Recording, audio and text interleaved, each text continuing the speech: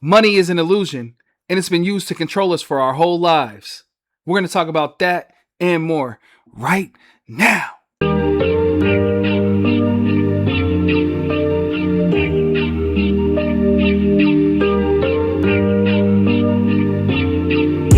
Fell in love with the cat. What's going on? I'm Kalani Evans, and this is the Man Up Podcast, where every man, human, and woman are welcome. As usual, I want y'all to come on in and get comfortable. Kick up your feet. Take off your shoes. Because we got a lot to talk about once again. So without further ado, let's get into it. This is episode 2 of the Man Up Podcast. Numero dos. Damn, we're back in the building. Where'd you find this? I hope you're well.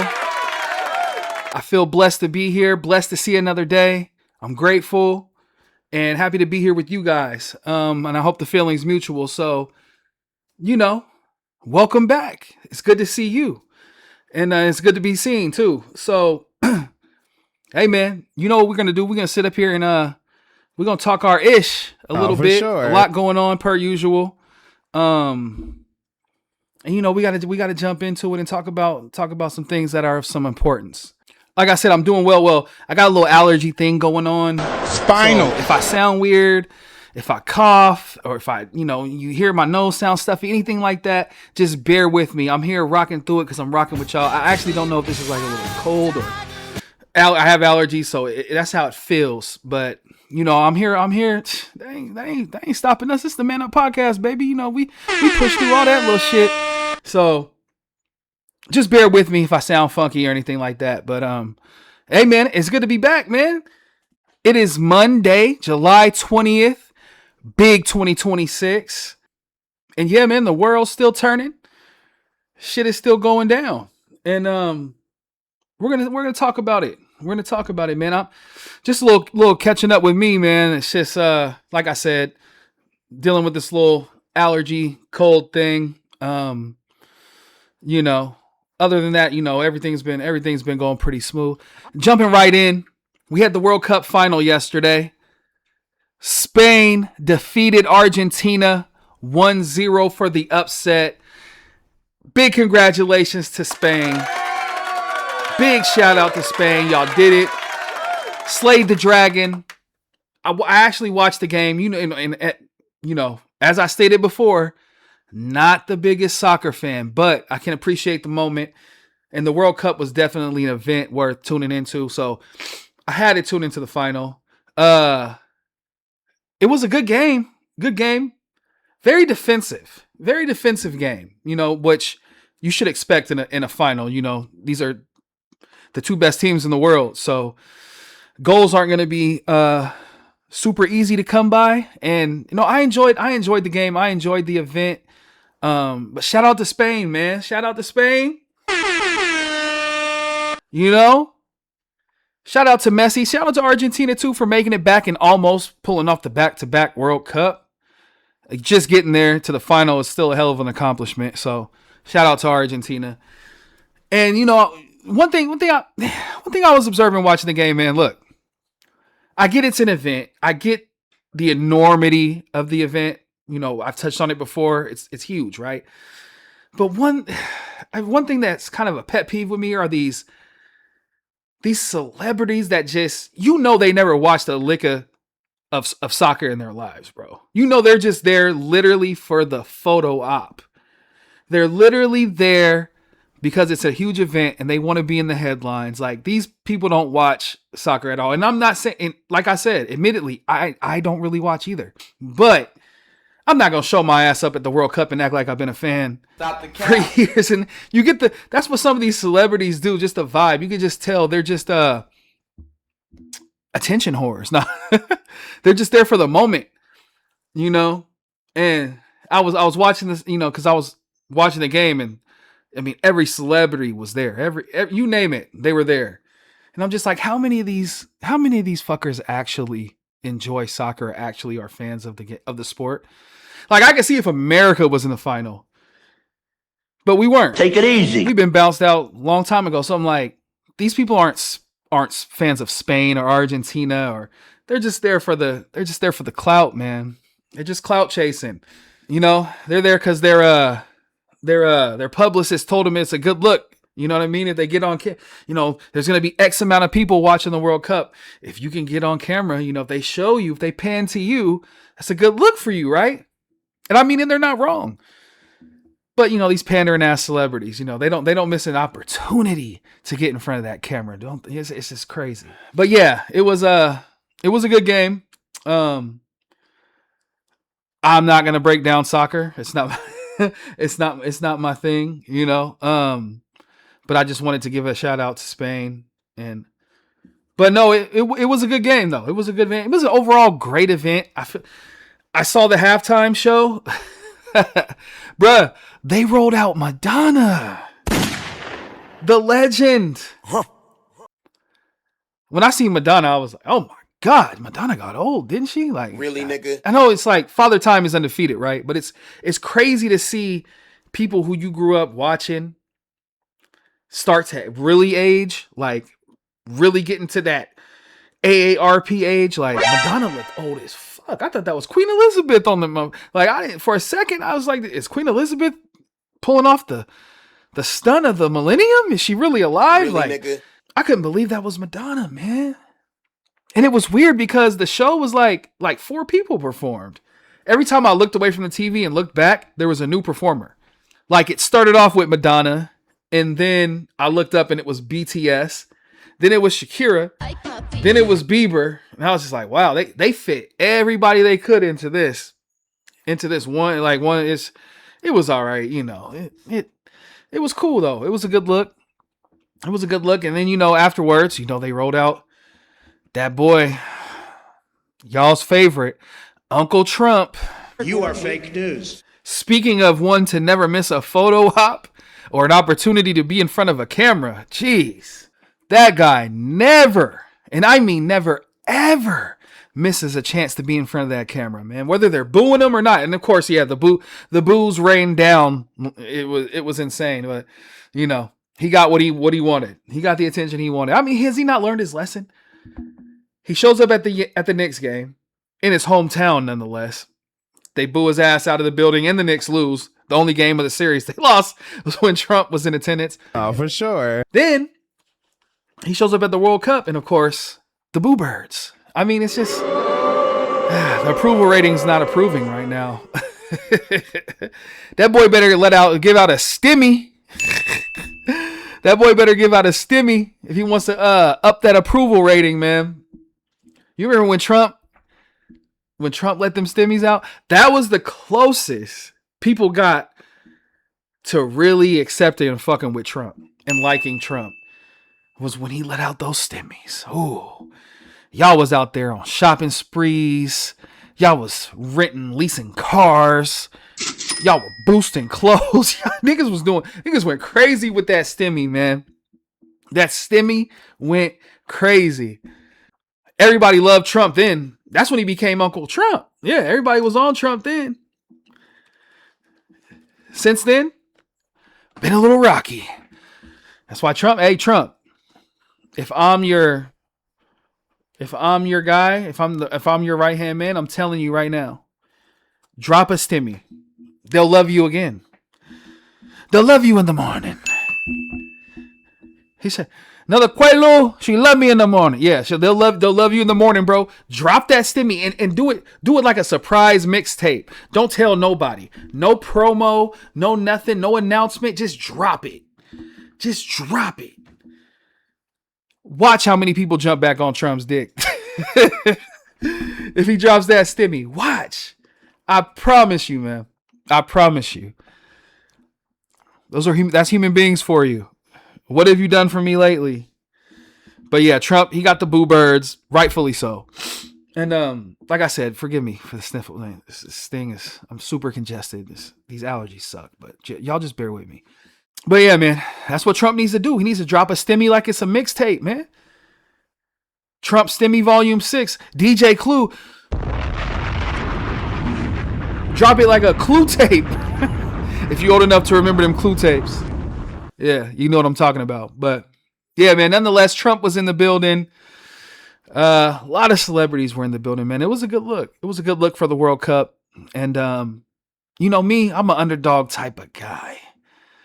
So Rooting for Spain was a no-brainer for me. Got some Spanish blood in me, so that was easy. That was easy. Argentina just won. I like to see someone new win it sometimes. If I don't have any rooting interest, then I'm always gonna go for the underdog. It's just the way it goes. Now, can you imagine if America ever gets to the final or wins the World Cup on the men's side? Because I know in 2015, that's when I first started kind of paying attention to soccer at all, was when the women's team won the World Cup. And that was cool. That was a vibe. They like took over the nation, and it was a beautiful thing to see. But could you imagine if the men's team can ever pull it off and get there and win the cup, man? That would be amazing. Country would be on fire for sure. So I don't know, maybe 2030, let's get in there. All my soccer players, all my American soccer players, let's turn up for 2030, man. Y'all get out there and let's make it happen. Shit, I want to see it. But yeah, big shout out. Let's go. Next time, 2030, America, let's go get it. Let's go get the cup. It'll be another 1980 U.S. hockey team moment. Let's get it. No one's expecting us to get it, so this is the best time to do it. This is what we do. It's America. And a little bit, like I said, a little bit under the weather, but nothing stops us. It's pod or nothing. Nothing stops us within this pod thing, man. We're gonna push through. That's what Man Up is about: perseverance, overcoming. So right now, I'm overcoming a little sickness and a large lack of sleep because I have a 3-year-old that stayed up until 7:30, 8 o'clock this morning. All my parents, y'all know that struggle. Y'all know how it feels. The hopelessness when your eyelids feel like you got 2 sumo wrestlers sitting on each one and there's no end in sight of relief. Your 3-year-old's still bouncing around. He's still jumping around. He's still playing like it's 5 p.m. It's so disheartening. But we wouldn't have it any other way, man. That's fatherhood. That's parenthood. I shouldn't say fatherhood. Parenthood. All my parents know. We've all been there. It's a lonely feeling. It's a heart-sinking feeling, bro. When you know he's not close to getting tired, but your tank is on E. You're about to shut down, body breaking down, and there's no help in sight. Oh man. Oh, that's a terrible feeling, bro. That was me this morning. Got some hours, got some sleep, and now we're up podding, man. That's the way it goes, man. And it's another thing about all my parents. While I'm ranting about parenthood, all of y'all have been in this situation, I'm sure. Why is it that when a parent is getting ready to either go to work or run some errands, when you're getting ready to leave the house, why does the house become its most chaotic in that moment? Why at that very moment does the fucking house turn upside down? I know you guys can relate to this, man. I was trying to get out of the house and go to work the other day. Oh my God. It's like they know. It's like kids know. They know because they do know when you're leaving. My son knows when I'm leaving. So he chooses that moment to start pulling me around, trying to get me to do a million things. Shit's getting thrown. The house is shaking. The earth's quaking. Kids are crying everywhere. It is brutal trying to get out of the house as a parent, man. It is brutal. All my parents, y'all know what I'm talking about. And it always happens when you're doing something that's very timely, when you have to be on time, when you're running late. That's when it always happens. And that was me this week, man. My son was plotting on me all week, That's when you gotta throw a distraction, a diversion. All my parents, y'all know the diversions. Put Miss Rachel on. Put some cartoon on. Hey, that's the time to break out the treats. We got ice cream, cookies, donuts. We got something. We're going to have to break that shit out now. It's now or never because I got to get out of this house. This is DEFCON 5 status. It's crazy. It's crazy, man. But we wouldn't have it any other way, right? That's parenthood. That's fatherhood. That's parenthood. It's the best, but it's a lot of work. And it's a lot of wear and tear, man. It's a lot of wear and tear. It's definitely the toughest thing you will ever do. Raising a child is the toughest thing you'll ever do. Also the most rewarding, hands down. Also the most fun, hands down. But definitely the most tiring, arduous journey that we have as human beings, in my opinion. It's just, and obviously the most important as well. It's tough, man. This thing is tough, but we signed up for it. We signed up for it, and I'm glad to do it. I wouldn't have it any other way, but it's a tough job, man. It's a tough job. I'm always tired. That's one thing my mom told me when, because my son's 3 now, but when we found out we were having our son, and I told my mom, I gave my mom the news. After all the congratulations and the happiness and all that, she said, "Son, get your sleep now, because you won't sleep for the next 3 or 4 years once that baby gets here." And she was not lying.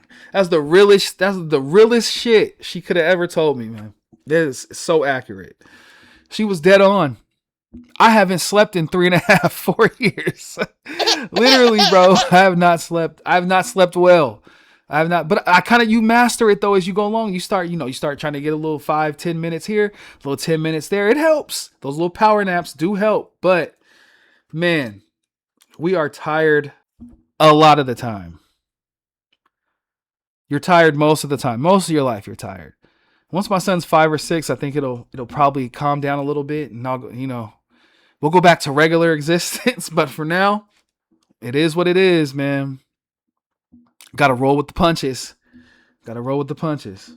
Like a lot of my friends, or not a lot of my friends, but some of my friends still don't have children. And to try to get them to understand how life is so, the stark contrast between people that don't have children and do, is very hard to illustrate and get them to understand, because it's something you don't really understand until you're in it. Until you're in it, you will not understand. You will not understand. Like, oh man, you don't ever come out for this. You don't ever come out for that. Like, boom, boom, boom. Like, dog, I don't have any energy. I am dead ass tired, bro. I don't have time. And if I do have time, I don't have the energy. It's tough, man. It's tough. Having a social life as a parent is until they're a little older, it's hard. It's hard to have any type of social life. And a lot of my friends don't understand that, man, but they will one day. They will one day. And for the ones that have had kids after me, I'm like, I told you. Like, yeah, you understand me now. You understand what I was talking about now. It's no joke. But there ain't no hood like fatherhood. You got to know that there is nothing like being a parent. There's nothing like being a parent, man. My life started when I became a parent. That's really how I feel. All that other shit before didn't really matter. Once I became a father, that's when life started for real. That was the real thing. Part of me wishes I had a kid at 15. Maybe I would have got my shit together quicker. Maybe I would have got my life together faster if I'd have had my son earlier, if I'd have had a child earlier. Maybe. You never know. Could have went either way. I don't know. But nothing to get your mind right like a kid, man. Nothing to get your mind right like a kid. And you know what else? This is random, but nothing will get your mind right like a bad dream. Have you ever had a bad dream and it felt so fucking real? And when you woke up from that dream, you were so relieved that it wasn't? Like, I had a dream last week that I was like at a parent teacher conference. I was doing something. I was in a school and I got into it with someone. Long story short, the police were called. And all of a sudden, I had this bag full of guns. I had artillery. I had an arsenal of weapons in this bag out of nowhere. An arsenal of weapons like T.I. in 2007. I had sniper rifles. I had scopes. I had motherfuckers coming out giving Indian burns. I had all types of shit. I'm like, where did these come from? I don't know. So long story short, I get jammed up. They take me away. So in my dream, it feels real. Like I'm like getting arrested type shit.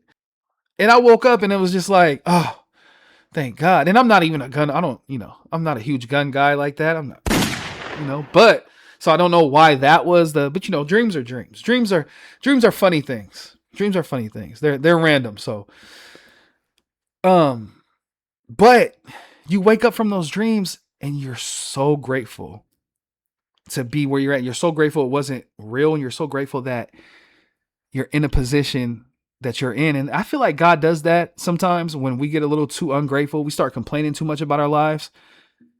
He'll do something like that. Remember they used to have those episodes on TV where it'll be the most fucked up situation. And then at the end, it'll be a dream. That's how God really does that to us in real life, man. In real life. Can't be ungrateful. You got to be grateful for the situation you're in. Someone, no matter what situation you're in, no matter what hardship and what's going on, someone would kill and die to be in your shoes right now.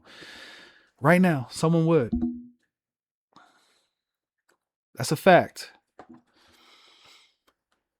So I don't want to, I don't.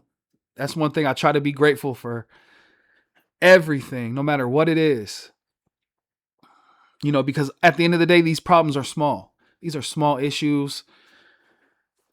Nothing is big enough to where you should be allowing it to bring you down and weigh on you and ruin your whole day and have it affect your family's day. And, we're too blessed. We're too blessed for that. We're too blessed for that. Too many blessings out here. Sometimes you need a reminder, and God is good with that. He will give you a reminder every once in a while. He'll show you like it could be a lot worse. You know what I mean? So I try to remember, no matter what the problem is, like these are very small things. These are minuscule things. So I try not to let it affect me and just remember how blessed and fortunate I am every day. Yeah, man. You have to. There's a lot of things people are struggling. Money's an issue right now. Cost of living. And I wanted to touch on something. And don't get me wrong.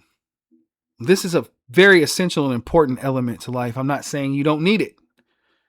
But I just want to give my perspective on what it is and what it represents. And that is money. And I want to explain that in my opinion, money is an illusion. And also, in my opinion, it has been used for hundreds of years now to control us, confine us, keep us satisfied, and keep us in line. And essentially to keep us doing this slave work that we do every day. And I'm not condemning a 9-to-5. I'm not condemning anyone because we were conditioned. We were brought up in this system. This is systemic. So I'm not condemning anybody. We have to play the game. We all play the game. We have to play it. We have no choice but to play it. But I just want to talk about how, to me, money, it's an illusion. And also money there has never been more of a mass murderer in our history than money. That's where the phrase money is the root of all evil comes from. Money and power have taken more lives than any other entity in human history. Money and power. And it's used to control us. It's used to keep us in this box, running on this hamster wheel, playing this game, this real life game of Monopoly that we have to play because we have to feed our families, we have to survive. So we have to play the game. But don't get it misconstrued or twisted or confused at all. It is a game and we are being played. And it is a setup. When you think about money, what is it? It's literally something man-made that they decided one day, hey, this is what we need. This is what you have to do in order to exchange goods and services. This is what we need. This is the currency. Someone decided that, right? Not us. We didn't decide that. We didn't decide, hey, we want to do this thing and create this thing and make this. We want to work and create and work for this thing called money. This was never, we were given this system. It wasn't made for us. It was made to us. Big difference. And it was made to keep us in control, to keep us in this system. It was made to keep us on this hamster wheel, to keep us subservient, to keep us dependent upon the system. See, when you're dependent upon the system, you can't break free from the system. You become a product of the system. So with money, it was made and the system was put in place so we could be dependent upon the people that made it, the people that constructed it. And it's a systemic thing. It goes all the way to, look what we're taught in school. Look what we're taught in school. If we were taught things that truly were useful, that we could be self-sufficient from in school, then the system would fall apart because we could break free from it. If we were taught agriculture, if we were taught farming, how to build everything we need, if we were taught these things instead of algebra 1, 2, 3, 4, 5, like I don't know about you, but I haven't used a fucking X or Y to solve an equation in my whole adult life. Haven't used it one time. So tell me, what was the point of us learning this shit? What was the point in us learning 5 levels of English if you're not going to be an English major? Calculus, pre-calculus. We should have been getting taught things that were going to serve us so that we could take care of ourselves and be self-sufficient. But instead, we're taught things that, okay, this is what the system, this is the way the system works. Okay, we're going to teach you this, pacify you, then you're going to go to college, then you're going to graduate college, then you're going to pay back all your student loans or die owing them or not be able to pay them back till you're 40. So we got our foot on your neck. So you're in debt now. You're in debt now. Then you're going to get this job, work for this business, or just work a regular job until you're 60, 65, work for this business that we control. And when you die, you're going to get crumbs. Or if you're lucky, you'll be able to live a comfortable retirement at 60, 65. That's the farming system. See, they didn't teach us real farming, but they run a farming system. And we're the cattle. You see, slavery didn't end in 1865. It just went mainstream.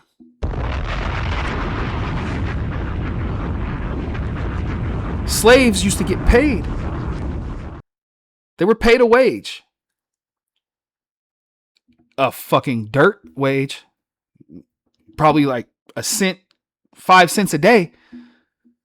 They were enslaved, but they were working. They worked for a company. Those slave owners were, in essence, companies. Companies that underpaid their staff, that underpaid their employees. What do we do today? What is the world? What is this economy in this world full of today? What do? We work for companies for a slave wage. Slavery is still here. We haven't broken free yet. It just got reconstructed, deconstructed, and turned into what we know it to be today. That's the system we're in today, in the present day. And don't get me wrong, it's not just people that work a 9 to 5 who are in this game. It's everybody. You can own your own company. You're still playing their game. You're still paying taxes. You're still under the umbrella. You just might be at a little higher level. Maybe, depending on how good your business is doing. You might be at a little bit of a higher level in the game, but you're still a part of the game. The system is still here. We're still slaves. And it's not just monetary. We're so dependent upon everything around it. Like, we're dependent upon them for everything. And it's all due to this paper currency that they invented. Tomorrow they can say, hey, this is how much of a joke this shit is. Tomorrow they could say, hey, the new currency, no, money doesn't matter anymore. Cash is irrelevant. It's done. It can't do anything for you anymore. We're all getting chipped tomorrow. Take it easy. We're all getting chipped. If you don't have the chip, you can't buy, you can't sell, you can't do anything. 90% of the world will be getting chipped tomorrow. And that's a scary thought to me. Because it's control. That tells me they control every aspect of our lives. Every aspect. We're not free. How is that freedom? They control every aspect of our existence. Tomorrow they can say, hey, money doesn't matter anymore. Throw that shit away. Rocks are the new currency. Really, nigga? And you know what people would be doing? Out there trying to put boulders on their motherfucking backs. That's what you would see. You would see people out here gathering up every rock they could find, the heaviest rocks, the biggest rocks, just because they said so. That's the system we live in. We're not in control of anything. We're just playing this game. We're just trying to survive this game the best we can. But money is an illusion. Money is just a representation of the control and the power that they have. They have an obtuse amount. Their wealth is obtuse. It's offensive. While we sit here and scramble, try to do the best we can with what we have and try to play this game and go around the board as many times as we can. That's the position we're in. But free? To me, that's not free. If we would have learned how to take care of ourselves and farm, like I said, and build, we wouldn't be dependent upon this system and hunt. If we were taught these things at a young age, like we were supposed to, instead we were learning, we were sitting there playing Duck, Duck, Goose and shit, getting fed hamburgers at 10, 11:30. That was lit though. I'm not gonna lie. School lunch used to be the shit. But we were getting fed hamburgers at 11 o'clock in the afternoon, in the morning. Instead, we should have been learning how to go fish and hunt and provide for ourselves. That's what school should have been. Once you have your basic math, your basic English, unless you want to do that for a living, you're good. You're probably not going to use that in a real life setting as an adult. It's probably not going to happen. But for some reason, they put a precedence on those things instead of things to make us independent. Because once we're independent and once we're self-sufficient, we don't need the system. And they want us to be dependent upon the system. And we are dependent upon the system. Look around. We got to go to work to get money to keep the lights on, keep food in the refrigerator, keep clothes on our back. When in essence, we should have been taught how to do all this ourselves. The system is real, man. And money is an illusion because it's not real. They made it. It's all man-made. And I'm not saying don't get your money. Don't get it twisted. Go get your money. By all means, go get that money.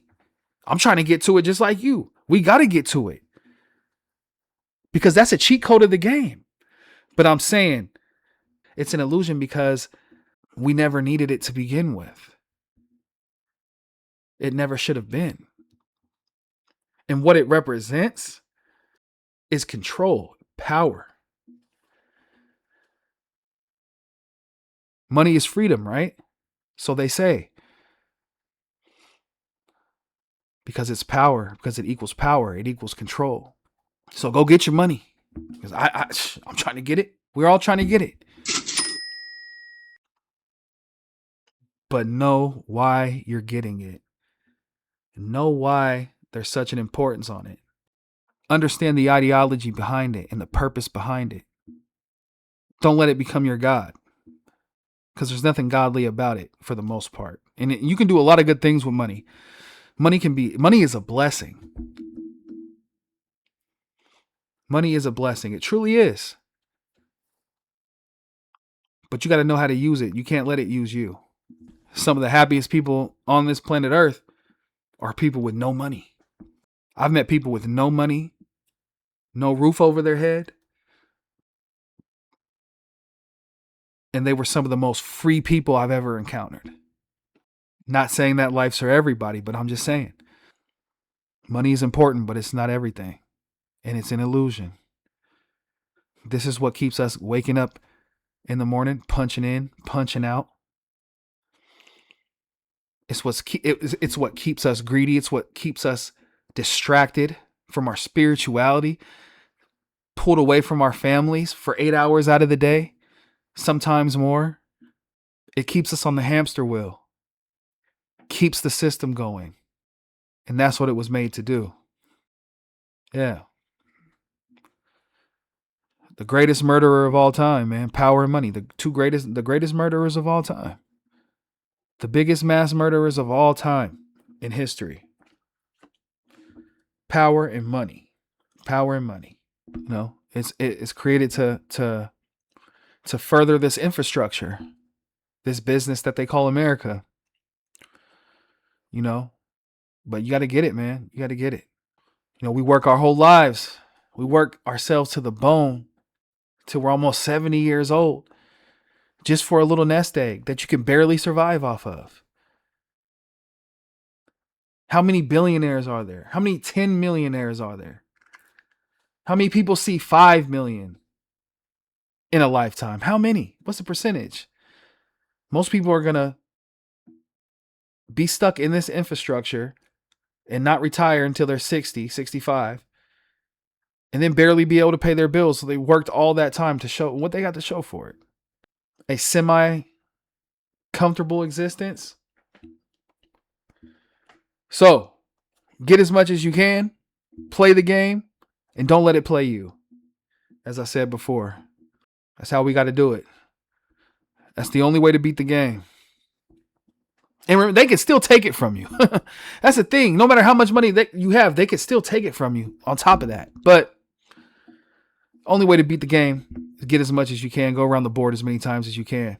And that's what everybody's trying to do. So shout out to all my people out there doing this thing called life, trying to make it worth it. But just remember what's important. Your family, your faith.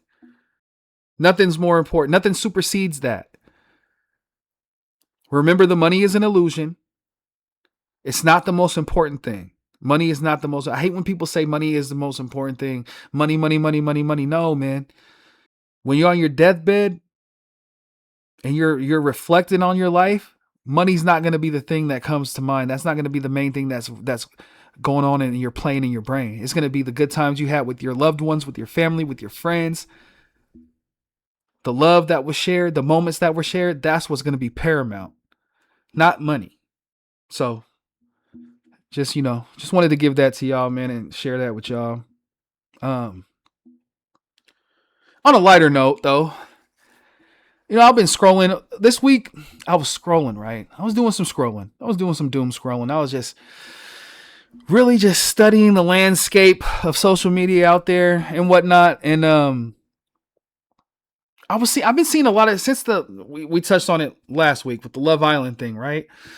I see a lot of men complaining. They're complaining about the state of women's culture, how women are present day, when juxtaposed to like, say the 60s, the 50s, the 80s, and all those decades when women were more buttoned up, less opinionated, such so on and so forth, more classy, apparently, so on and so forth, right?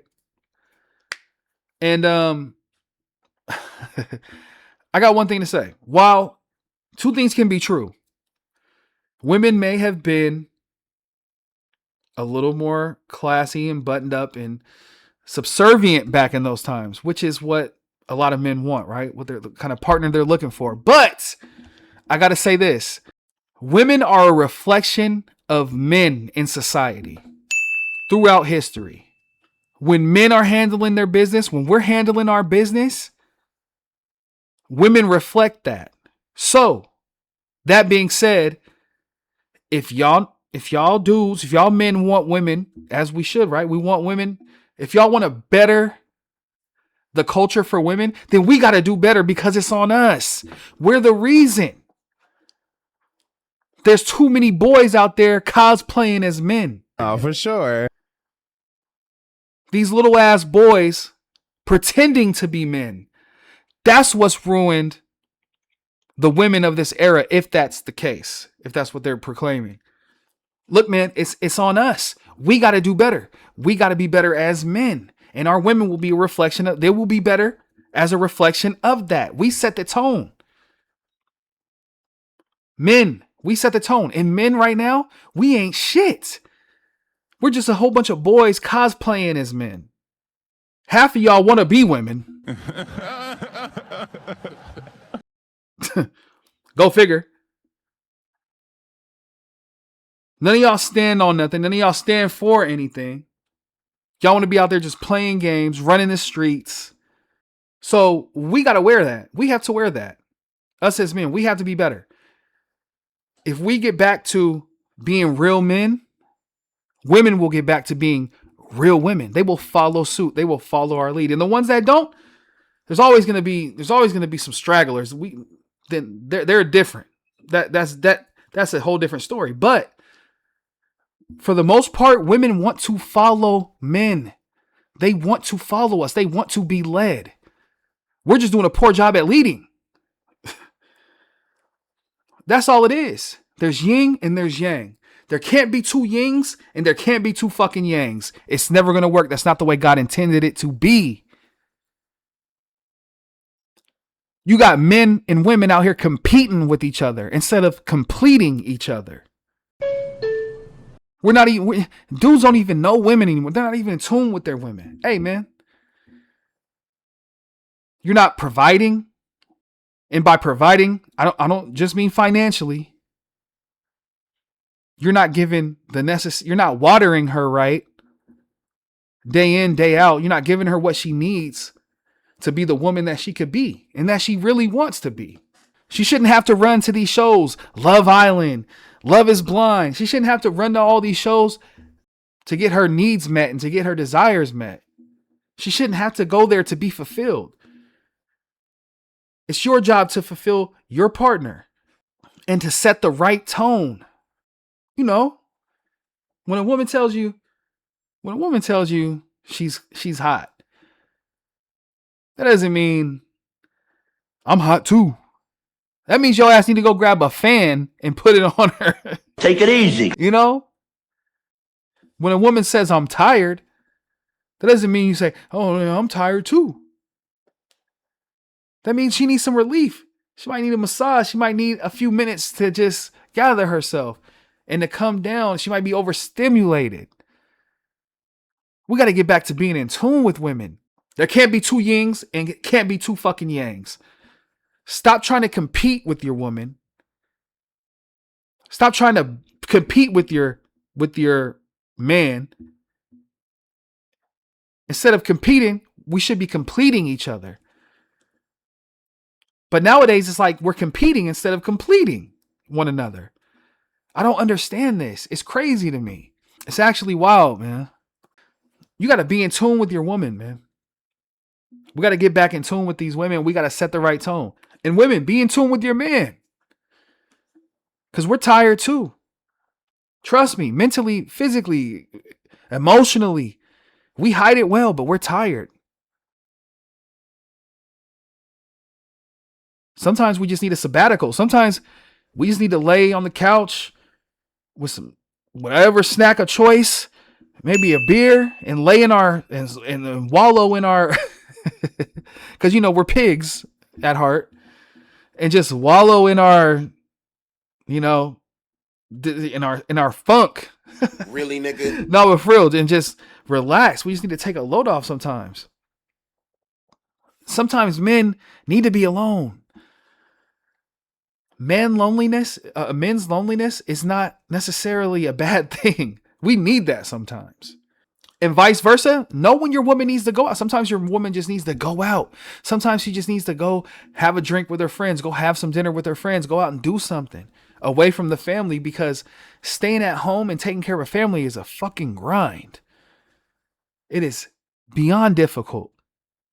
And sometimes she just needs some relief. I've learned that I can't always be blunt. Sometimes I'm just too bludgeoning. I'm too hard on the women I'm with. Like, I have that, and as I've gotten older, I've learned to scale that back. Everything doesn't have to be so right now. Sometimes you got to let your foot off the gas and give people a break. But you got to be in tune. It starts with being in tune and setting the right tone as a man, doing what we got to do, being real men, taking care of our children, not being a fucking deadbeat dad or some part-time dad, taking care of your children, providing what you need to provide. Financially, mentally, physically, everything. It's a job, man. It's not easy.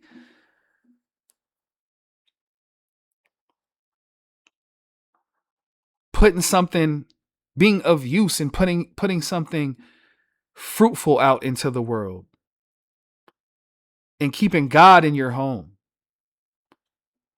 Making sure God is your foundation. That will rub off on your woman. All of that will rub off on your woman.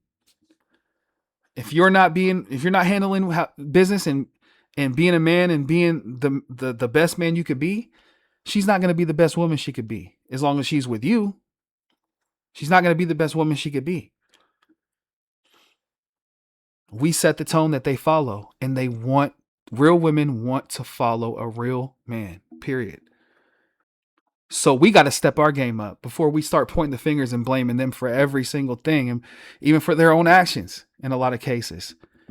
And I'm not saying we're 100% responsible, but we are responsible. We take a large part of that slack on our shoulders. Leadership. We're the leaders. We got to get back to leading. If we get back to leading, our women and our children will follow suit. But it's on us. It's on us. It starts with us.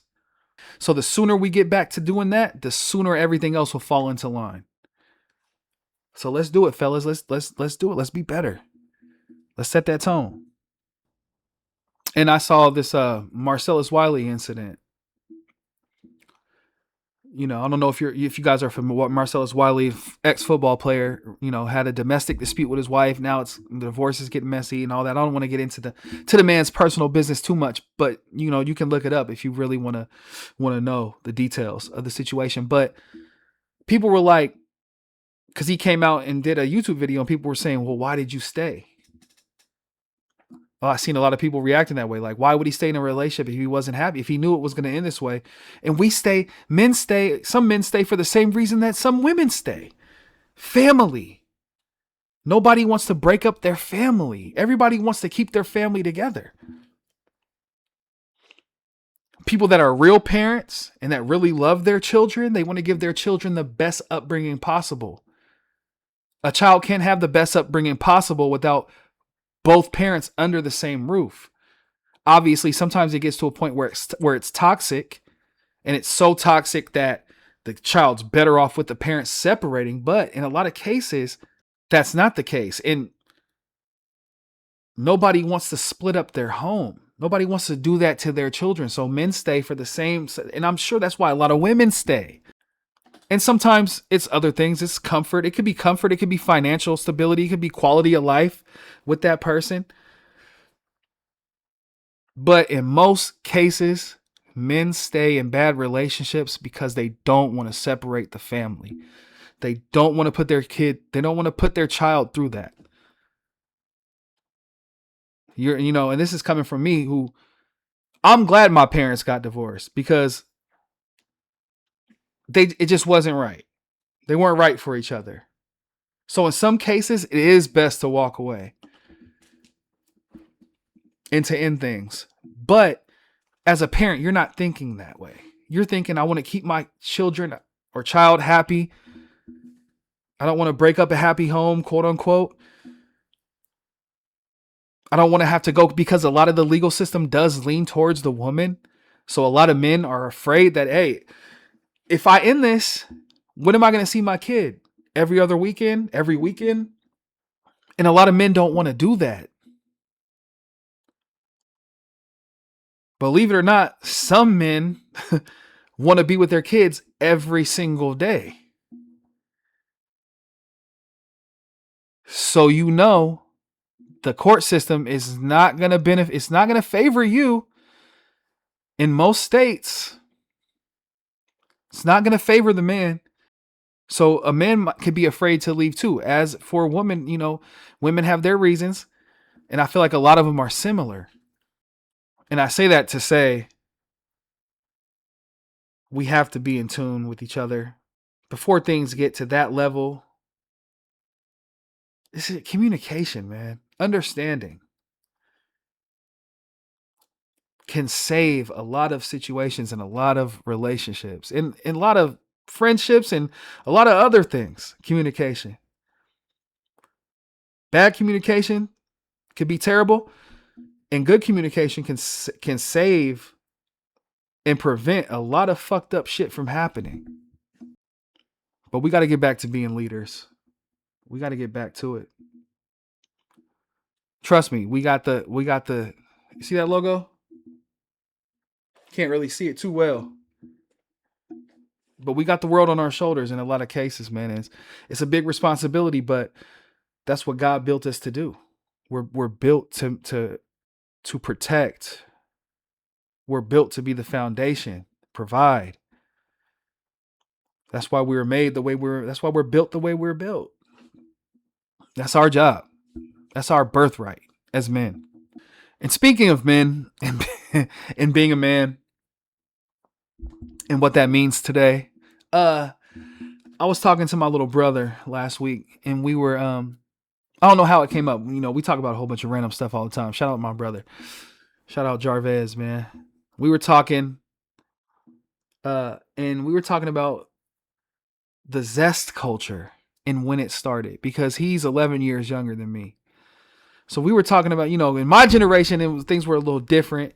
We didn't, it wasn't a lot of zesty shit going on around. At least it wasn't overt and outward like it is today with a lot of the youth. And I was talking to him, and we were talking about, man, when did this shit start?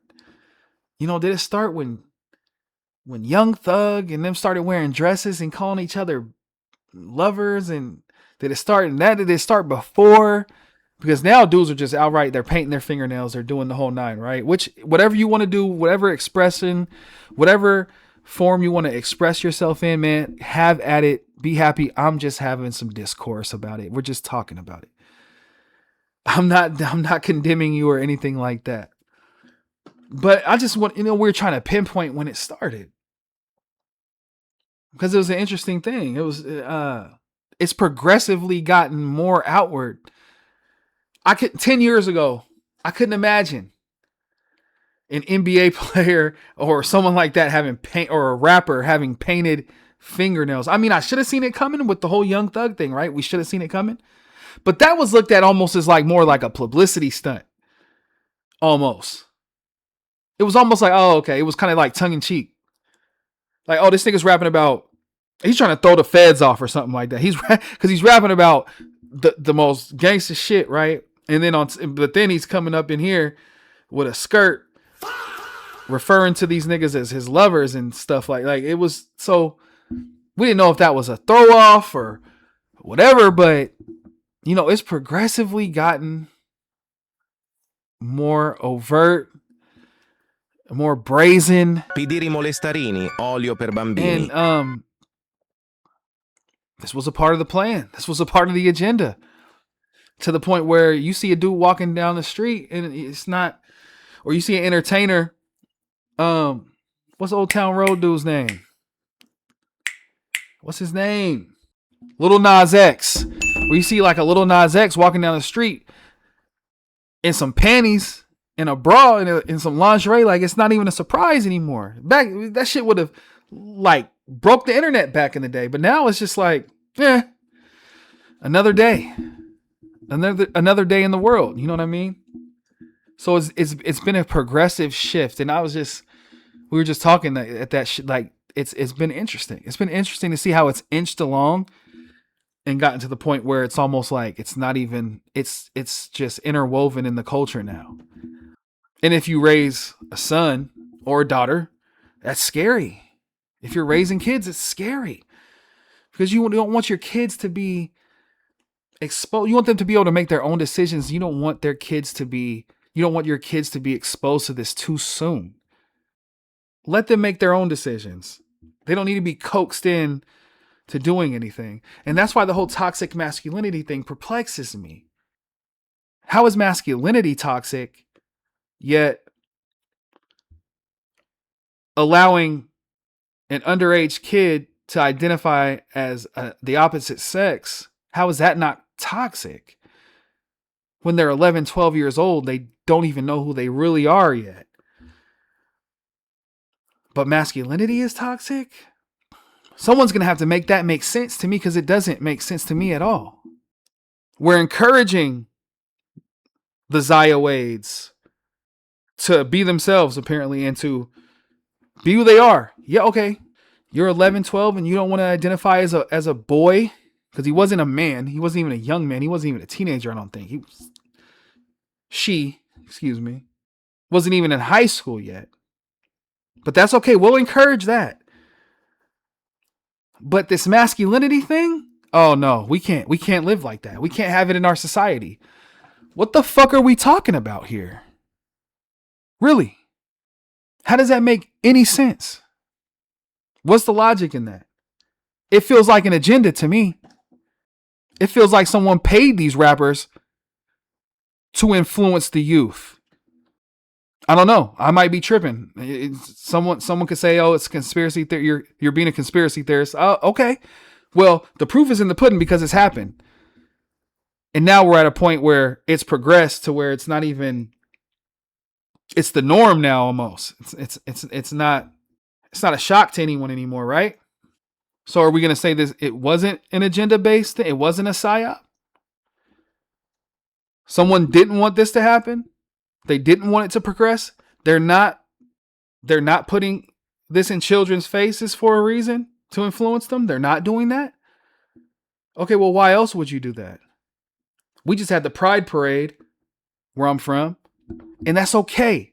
I love gay people. I have many gay friends. I have gay family, and I love them. I have no issue with you doing what you do. I have no issue with a grown-up choosing who they want to be with. That's not my place to condemn you or judge you. It's not. I love you regardless. But why does it have to be so in your face when it comes to, why are there naked people out here when there's children out there at these parades or witnessing these parades? Why is something being pushed and propagated to a child, to a young person? I don't get that. Why can't we just let kids be kids, and why can't we just let kids be innocent? Trust me, the world is crazy and cold enough. Their innocence is not going to last forever. Why not let them hold on to their innocence as long as they can? Instead of shoving this shit in their face. Because I'll tell you one thing. If there was a straight day parade, and all the straight people were out there, and some of them were half dressed, naked, and we were putting everything in their face, it would be labeled toxic. And I get that the Pride Parade, when they were, this was a sect of people that was oppressed and suppressed. So when they were having those parades in the 70s and the 80s, I feel like they were very necessary. But are they necessary now? Are they really necessary now? Like, is that sect of people, are they suppressed, oppressed on a large scale anymore? I don't think so. I think it's accepted for the most part. Everybody's cool with it. All right. We're not God. It's not our place to judge. So do we need to be so outward with this thing? To the point where you're nude and there's kids and we're like, we don't, or we got to push it in people's faces. Like, at some point, I feel like the young children, I mean, when I say kids, I mean kids, 6, 7, 5, 6, 7, 8 years old. We're putting this stuff in Disney movies. That sounds like an agenda to me. They're going to get old. They're going to mature. They're going to age. This world is going to be open. Their eyes are going to open eventually. Let the kids have their innocence as long as possible, man. Let them have it. Because once it's gone forever. This world is crazy and cold enough. The most precious thing a child has is their innocence. Let's stop taking it from them so soon.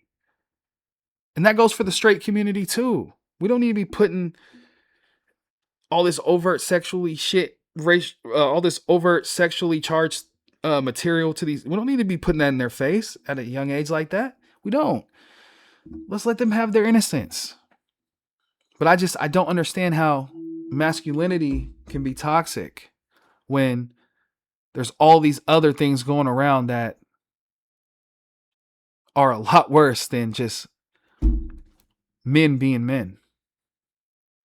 And I'm not saying masculinity is never you don't have toxic masculinity, that you have toxic people from all sides. There are toxic women and toxic men. Is it called toxic femininity, or do we say that woman's toxic? So when we see a toxic male, we can't say that's toxic masculinity. That's just a toxic male. We got to start judging these things on a one-to-one basis, instead of lumping and marginalizing and categorizing everybody into one thing. That's not how it is. It's not how it should be. Everybody should get a fair shake. But if you're going to call masculinity toxic, we got to keep it real over here on this side too. We got to start calling out the bullshit over here too. That's all I'm going to say.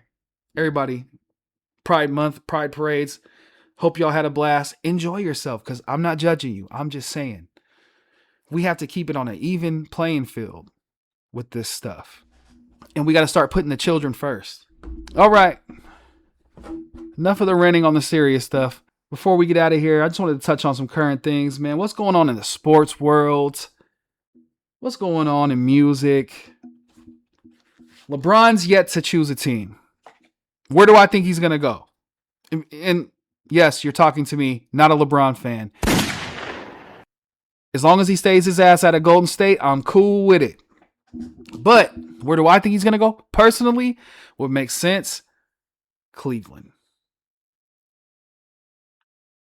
Go ahead, go to Cleveland. Have your last dance moment. Full circle moment. Still a good enough team to be competitive in the East, even though I don't think they would get out. But I feel like that makes the most sense. People won't call you a ring chaser, because if you go to Philadelphia, they're just going to say you're just loaded. You're going to be the fourth option. LeBron can't be the fourth option. Let's be real. LeBron's never going to be good with being a fourth option. So going to Philly doesn't make sense. Going to Golden State, that would just ruin everything. That would just ruin a whole decade of a rivalry. Magic Johnson and Larry Bird didn't play together. We don't even want to talk about that, right? So stay away from Golden State. You and Draymond Green can go somewhere else. But I feel like full circle moment in Cleveland, Miami. You're probably third fiddle, maybe second. We need a lot of shooters. Not a lot of shooting there in Miami with Giannis, Bam, and LeBron. It's going to be a lot of, paint play. You would have to surround those guys with shooters. I mean, they could do that and make some noise in the East. Philly, they would be stacked, but like I said, fourth option. I saw Adam Silver recently say that they can't start the season or they can't schedule the season until LeBron makes his choice. LeBron doesn't give a shit. LeBron's going to milk this shit. LeBron loves the attention, man. That's one thing we know about LeBron James. He's one of the greatest players in NBA history, but he's also one of the biggest prima donnas, one of the biggest attention whores, one of the biggest narcissists in the history of sports, man.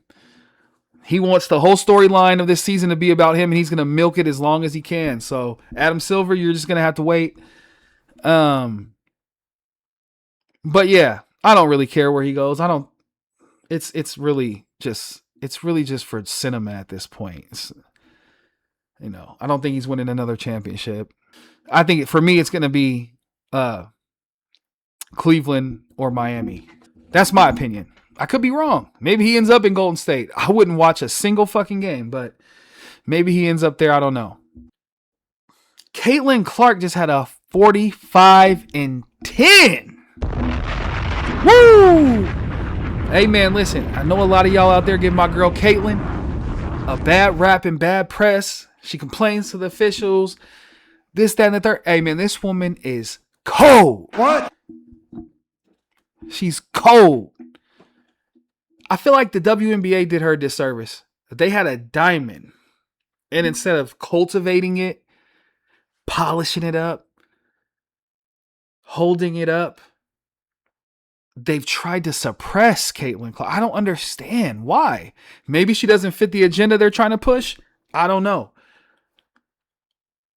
But it's not too late to turn this around, man. Y'all, instead of trying everything you can to suppress Caitlin Clark, man, let her be the face of the league. Push her as much as you can. That's your best bet.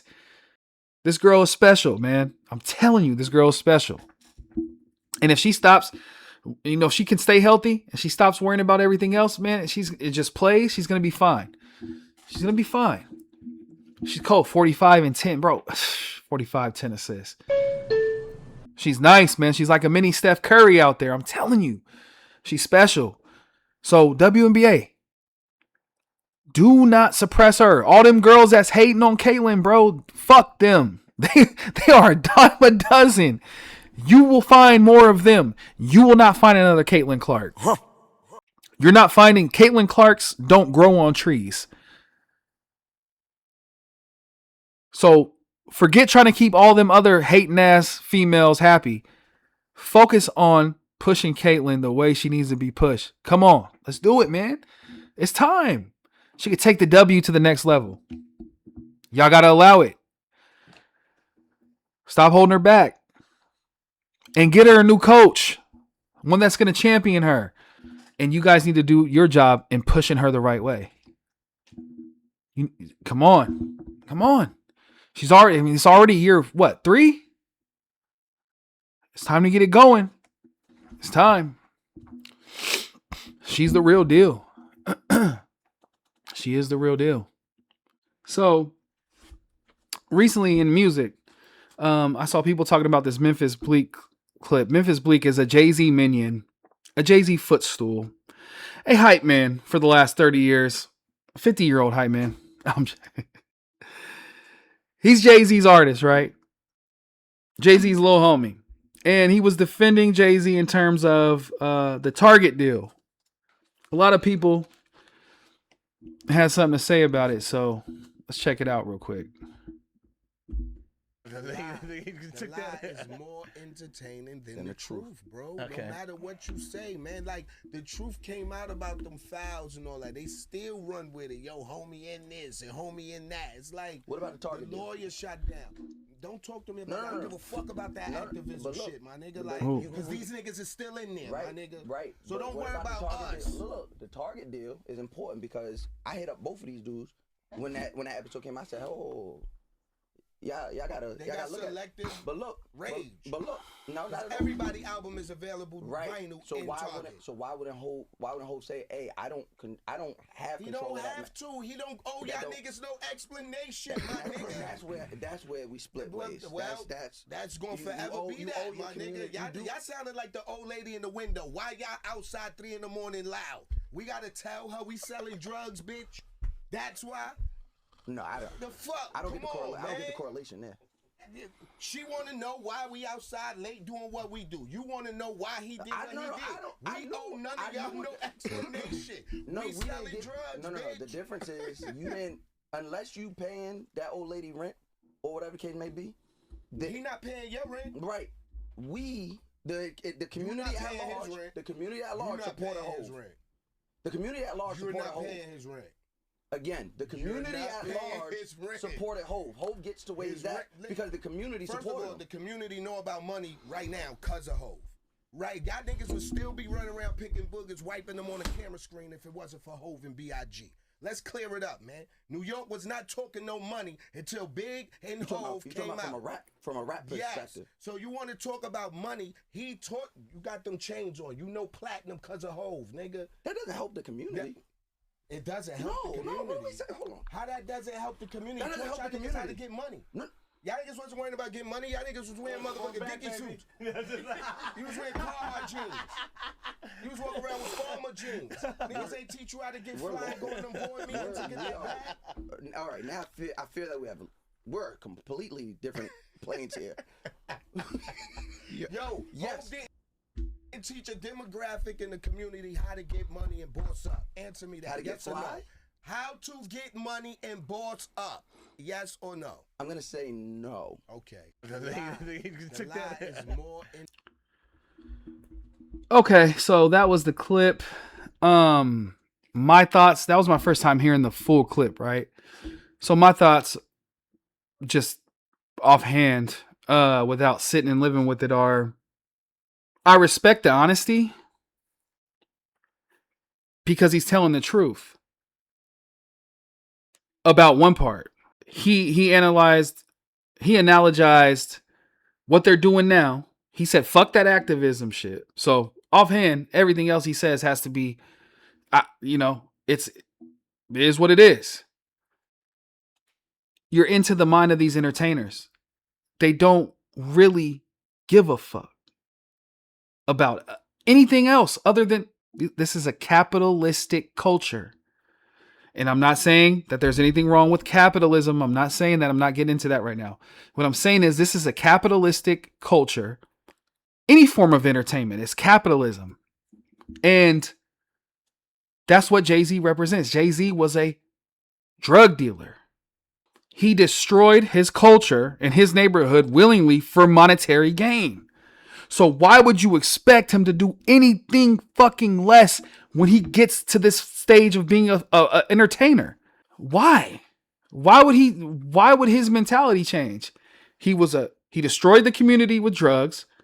Now he's destroying the community with an ideology. He said, Jay told us how to get money, get fly and get money. No, he taught you how to sell. He taught you selling drugs was cool. And that street culture was cool.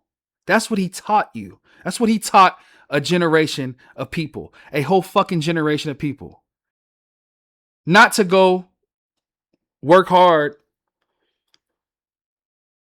or get it your own, get it on your. No. He inspired the hustlers, the drug dealers. And I'm not going to say that didn't bleed over into other avenues and people got it legit because of Jay-Z. Yes, that's inspirational as well. He's been inspirational that way as well. So I don't want to take that from him and act like he's only been inspirational to criminals because that's not the case. But he glorified the street culture. That's what he did. And he exploited his own community for monetary gain. There's no getting around that. So for Bleak to say what he said sounded really ignorant. But it sounded like, it sounded honest, because that's how they see it. Jay-Z sees the music industry and whatever he's doing and selling to us, to the community, to the culture, he sees that as another form of hustling, as drug dealing, another form of drug dealing. He's never changed that mentality. It just evolved into being a businessman. And that's what all businessmen do. And it's very capitalistic. When he says fuck Target and fuck activism and all that, it just gives a glimpse into their mind's eye and what they really think about everything that doesn't have to do with them. And I'm not saying it's right or wrong, but it is what it is. And for him to say you don't pay Jay-Z's bills, bro, the people make you. The people that support you make your career possible. Without fans, Jay-Z doesn't exist. He doesn't have $2 billion, $3 billion. He's not married to Beyonce. He's not able to become what he's become without the fans. The fans are what support and make these people's careers possible, and all these opportunities and things that they gain possible. So for him to say that was completely, just totally, it was stupid, honestly. And it was dismissive. But that's how they see you. When they're signing those autographs, it's like, here, take it. Here, take it. You're almost a burden to them. You're a nuisance. Even though you put them in the position that they're in. And one thing I will say about not just Jay-Z, but celebrities and artists in this culture period, we got to stop with this parasocial relationship that we have with these celebrities, bro. These celebrities do not know you. They do not care about you. And this is proof. What Bleak is saying is proof. They don't know you. They don't care about you. All they care about is getting you to support them and what they're doing in their endeavors. They don't see you as people. They don't see you as equals. They don't see you as anything but a customer. All right? He just said it. We selling drugs, bitch. They're selling you drugs. They're selling you a product. They're selling you a dream. It's a hustle. That's all it is. They don't care. They're about getting theirs. Like we said earlier, the game is set up. You got to get yours. The more money you have, the more freedom you have. The more power you have. And you don't care how you get it as long as you're getting it. They'll step on whoever they need to step on. They'll tell you whatever they need to tell you. They'll sell you whatever they need to sell you. So for me, I'm not surprised he feels that way. I'm surprised he said it because it's a reflection on Jay. And I'm sure Jay-Z doesn't want that to be, he doesn't want to come off like he doesn't care about activism and doesn't care about the community. But in reality, he just told you the truth. That's how these people see you and me. That's how they see you. You're just a customer. As long as they're getting theirs. That's all that matters. Just buy the CD. just download the music. Just buy the product, whatever they're selling. As long as you're buying it, that's all that matters to them. Nothing else matters. But these parasocial relationships have to stop. You don't know these celebrities. You don't know if they're good or bad. They don't know you. Most likely they never will. You don't need to pray at the altar of these people. They're regular people, just like you and me. And some of them are not good people. Some of them are not good people. So don't hold them up on a pedestal. You could be a fan of whoever you want to be a fan of. I'm not saying you can't root for people. You can't be a fan. You can't support them for their skill, for whatever it is they do. Whether it's music, sports, influencer, podcaster, whatever, support them for what they do. But you don't need to have this parasocial relationship like you're obsessed with them or like you know them or like you're living vicariously through them. That's not healthy. That's not healthy. We all had the posters on our walls as kids. We all had those athletes and entertainers that we idolized and wanted to be like. But at some point, you got to grow out of that. For children, that's one thing to have a role model. But even though your role model it starts at home, that goes back to us being the men and the women that we need to be, so our kids can look up to us. But if they do have an outside role model, that can be good for a kid. But when you're 30, 40, 50, there's no way you should still be praying to the altar of anybody unless it's God himself. But I'm not surprised. They're capitalists. You know, they had no problem glorifying the street culture, you know, so they'll have no problem selling you a dream either. But yeah, it doesn't surprise me, man. That's celebrities for you. They'll shake your hand and then say, ew, oh God, human, get that, give me some sanitizer. I hate people. They look at you like an animal. Just because of your reverence for them. They look down upon you like you're nothing, like you're a peasant, a peon. Just keep that, hey, it is what it is. But yeah. So yeah, man, that's all I got for today. We'll be back to it. Like I said, every week, I'll be right here with you guys. We'll be on top of shit every week, week in, week out. The grind don't stop. I'm glad you guys could join me. Thank you for tuning in. I really, really, really genuinely appreciate all the love. Everybody that's sharing, we're trying to get this podcast off the ground. So everybody that's tapping in, whether the comments are negative, positive, whatever, thank you. I appreciate it. Trying to retire early. So let's get it up. Let's get it. Let's run it up on every platform that we can run it up on, man. But no, I truly appreciate you guys. Appreciate the love. Appreciate everything. Join me next week for another episode of the Man Up Podcast. Have a blessed week. I love you. I love you all. I'm out, y'all. And remember, don't just play the game. Change the game. See y'all next week.